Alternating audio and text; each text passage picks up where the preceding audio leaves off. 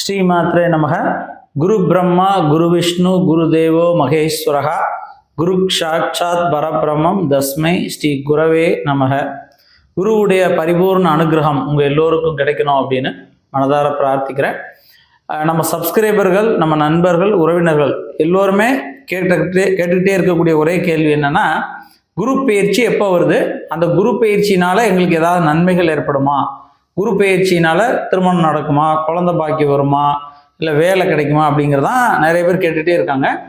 சரி, குரு பயிற்சி எப்போ வருது அப்படின்னு பார்த்தோம்னா 11/5/2025 சித்திரை மாதம் 28ஆம் தேதி ஞாயிற்றுக்கிழமை அன்று குரு பயிற்சி.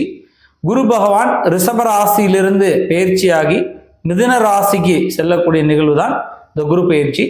இந்த குரு பயிற்சிக்கு 12 ராசிகளுக்கும் இந்த குரு பயிற்சியினால என்னென்ன மாதிரியான பலன்கள் ஏற்படும் அப்படிங்கிறத மிக தெளிவாக துல்லியமாக கணித்து இந்த வீடியோவில் நம்ம வெளியிடுறோம். அதனால் மறக்காமல் முழு வீடியோவும் பாருங்கள். ஏன்னா அப்படி பார்த்தீங்கன்னா தான் உங்களுக்கு அந்த பலன்கள் கிடைக்கும்.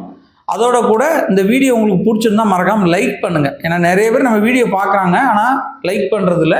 அதே போல் இது போல் தொடர்ந்து நீங்கள் நிறைய வீடியோக்கள் பார்க்கணும்னு நினச்சிங்கன்னா சப்ஸ்கிரைப் பண்ணுங்கள்.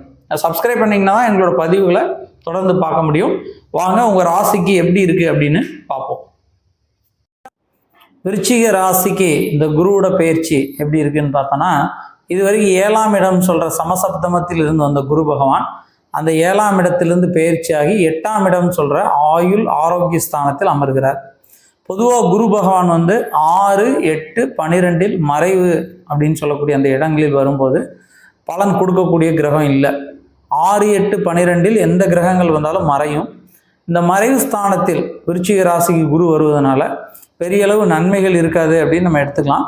அதே நேரத்தில் குரு 8ஆம் இடத்தில் இருப்பதனால ஆரோக்கியம் சார்ந்த விஷயங்களிலும் போக்குவரத்துகளிலும் கவனம் தேவை.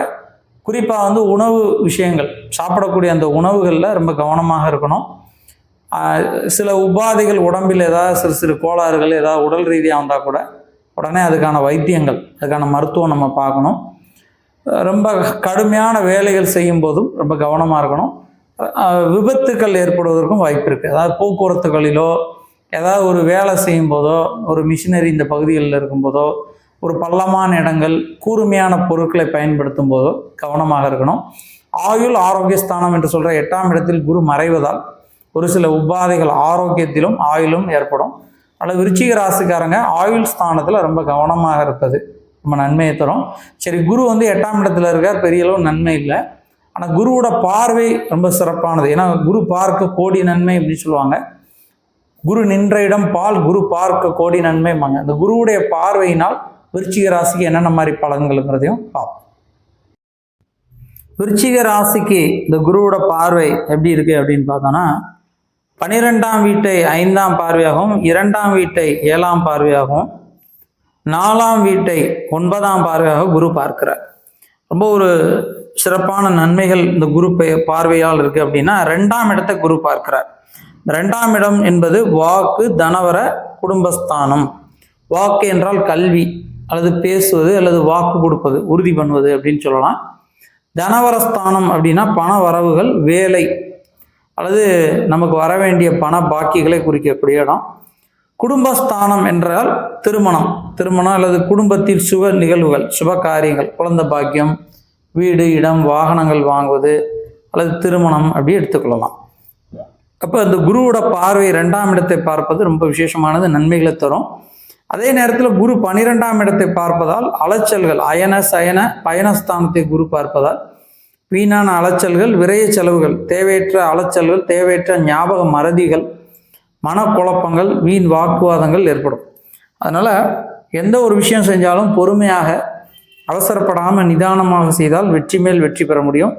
அதே போல் குருவோட பார்வை 4ஆம் வீட்டில் 4ஆம் வீட்டை 9ஆம் பார்வையை பார்ப்பதால் இந்த 4ஆம் இடம்ங்கிறது சுகஸ்தானம், வீடு, இடம் அப்படின்னு சொல்லுவாங்க. அந்த வீடு இடத்தில் இருக்கக்கூடிய வம்பு வழக்குகள், வீணான மனக்குழப்பங்கள், தடைகள், குழப்பங்கள் எல்லாம் நீங்கி வெற்றி மேல் வெற்றி பெறக்கூடிய அமைப்பு இருக்குது. இந்த 12ஆம் இடத்தை குரு பார்ப்பதால் இந்த ஞாபக மறதிகள், விரைய செலவுகள் ஏற்படும்.